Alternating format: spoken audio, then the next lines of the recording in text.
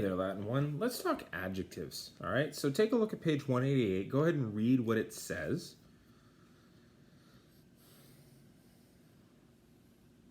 All right, so I told you a while ago I was going to teach you how to do cards for thirds, and now is kind of the time where I'm going to. So if you look at the chart above, and you've copied it down twice already, you see how to do an adjective. But what you notice is that the masculine and the feminine endings are the same there. And that's because third declension adjectives have three different types of adjective, okay? The first one is, here's hoping, yes, a single termination adjective. Now, they're fairly rare, but they do exist, okay? And the exercise that you'll be doing for this will be that. But a single termination adjective has the same ending no matter the adjective for all genders for the nominative. So if it's nominative masculine, nominative feminine, nominative neuter, it doesn't matter. The ending is actually the same. It's very simple. So like words like ingens, imemor, atrox, there's a whole bunch where the adjective ending for the masculine, feminine, and neuter is exactly the same all the way across. It literally has one ending, one termination for the nominatives. So the way that we do it is we list it with the nominative and genitive. Now, we don't give a gender because it's an adjective. Okay, so ingens, ingentis is how that adjective will be listed. And that's how you can tell the difference between an adjective and a noun, is because an adjective won't have its gender listed. It just means that, by the way, we recognize that this is the same thing, nominative, genitive, or nominative masculine, nominative feminine, nominative neuter, but you also need the stem. Right? So imemor, imemoris, atrox, atrocis. That's where I get the word atrocious from. All right, so that's a single termination. So, for instance, an ingens hortus, a huge garden. An ingens villa, a huge country house. An ingens corpus, a huge body. So it's single termination.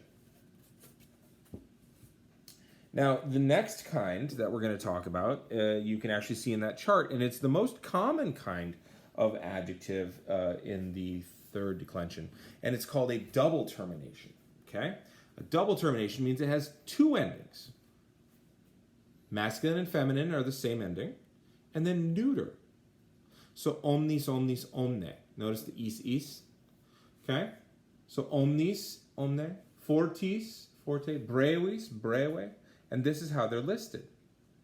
I still want you to write it all the way out, omnis, omnis, omne, on your cards. It's good practice for you. But when you get to the advanced levels, boom. The brevis hortus, the short garden. The brevis villa, the short country house. The breve corpus, the short body. Now notice this is neuter, right? Breve. So it's a thing you need to keep in mind. Also take a look at that chart, and you'll notice that breve is, again, nominative and accusative because it's neuter.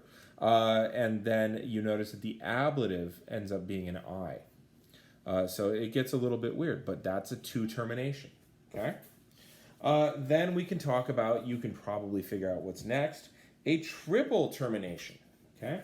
A adjective that has, a third declension adjective that has three endings, okay? Different ending for each gender in the nominative case.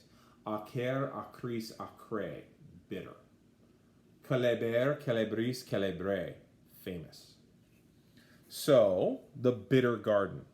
The bitter, oh, actually, that should say acris. So, pardon me a second.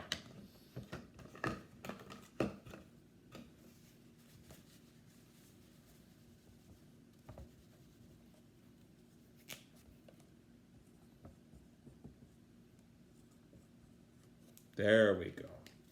So, like I was saying, the bitter garden, acer hortus. The bitter country house, the acris villa. The bitter corpse, the acre corpus. So it's got three terminations, so it's listed like pretty much any adjective is, okay?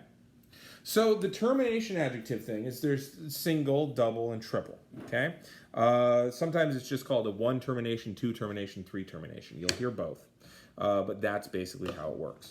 Now, what I want you to do right now is exercise 22B, and I want you to do the full set, so masculine, feminine, and neuter for 22B, and then go ahead and do 22E, Okay, so turn the page to 190, and it's really just translating English into Latin. What I always recommend is that you figure out what tense you're dealing with the English first. So suddenly a soldier appeared to them, appeared, that's going to be perfect.